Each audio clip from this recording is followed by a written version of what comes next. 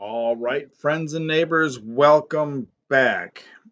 Hey, when I started this channel, the whole idea was to provide another resource for my students mostly, but then other folks started to catch on. I did some stuff with O'Reilly, and folks started asking me questions, from all over the place. And so the idea of the channel expanded, and now folks have started asking me about jobs and making some money and things like that. So it appears that we're sort of maybe heading off in a new direction or maybe focusing. I don't know. So, with the discussion that we just had about network engineer, it's time maybe to start talking very specifically about some certifications. And so we're going to get started with the basics, the ones that everybody talks about, CCNA and Network Plus. So, certifications, why and why not? Well, the hit against certification is, of course, that they're highly specific, right? They're very, very targeted. They often don't teach how or why things work. So you'll learn maybe how to do things sometimes, but it's up to you to get sort of the background. Sometimes, not all certs, but a lot of times that's the way it goes. And so, your troubleshooting, your problem solving skills are sometimes a little lacking if you just focus on, passing the exam. Certifications are vendor specific too. Not all of them, but a lot of them. How about the Cisco Certified Network Associate, right? That's going to be very Cisco specific. That one also talks about networking background and stuff like that. So that's a good thing. Now, certifications are often the entry code, right? Access codes to the Xeon mainframe. So, an indication of what you're supposed to know or do. So, when somebody puts that in a job posting, maybe they're trying to get an understanding of exactly what you can do with that. Now, a lot of times it'll say something like these certifications or a 2-year degree in this area or a 4-year degree in this area. So, there's a balancing act, so we sort of have to understand that. Now, the other thing about certifications, especially ones that are kept up to date, is that they might also give you a sense of what the industry wants or how things are changing, right? So we're going to see that the CCNA has added some stuff to it, maybe, and or added some different kinds of certifications that sort of give you an idea of maybe what we could study if we wanted to focus on things like wireless or cloud or systems or something like that. Now, a lot of times the certifications are relegated to level 1 or level 2 positions. So, engineer level 1 or engineer level 2, or what we might call support level 1 or support level 2. So when you're talking about CCNA or Network Plus, those are not going to land you a CIO job.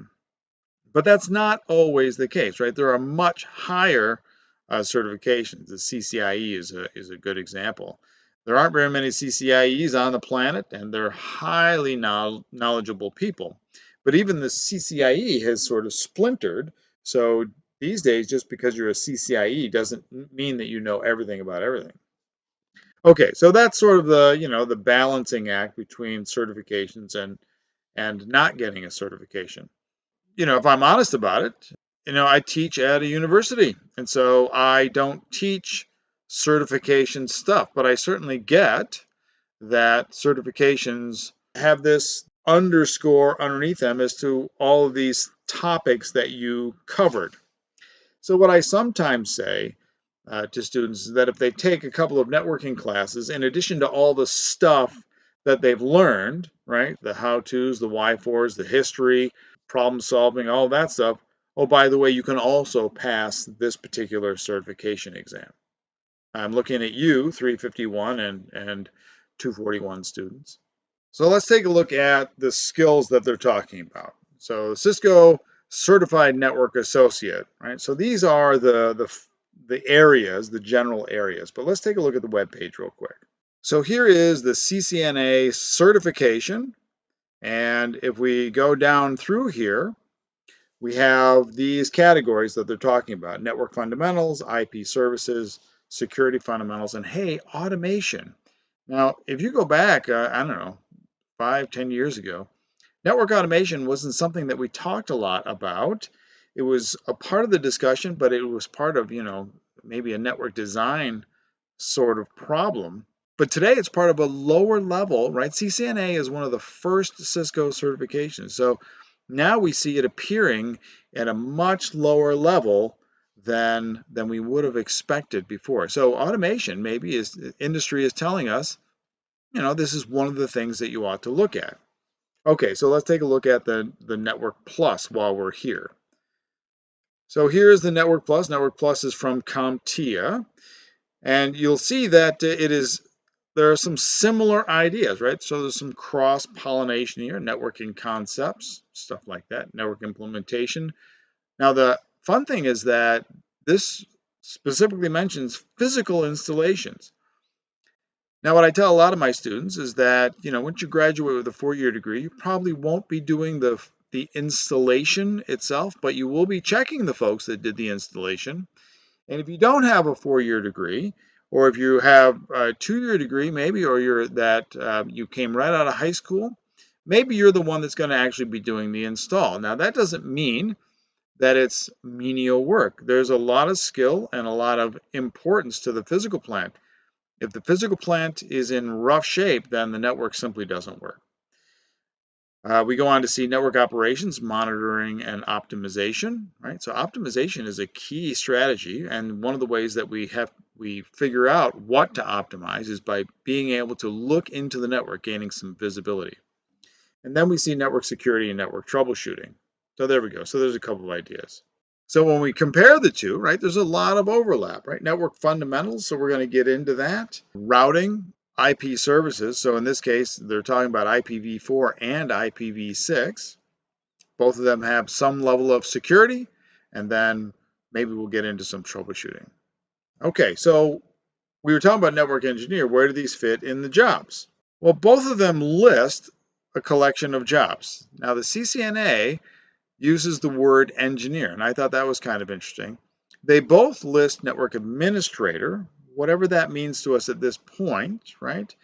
And then CCNA adds help desk administrator. So if you sort of think of entry-level positions, right, level 1 technicians or engineer level 1s, the CCNA might put you at that level 2 sort of thing. Now, Comptia says a tier 2 support technician. I included tier 1 because I'm going to assume if you can do tier 2, you can do tier 1. And then a couple of other administrator or technician sections. So let's actually look at the website and see what they say. So there's our jobs listed with Comptia Network Plus, right? These are where I got those from.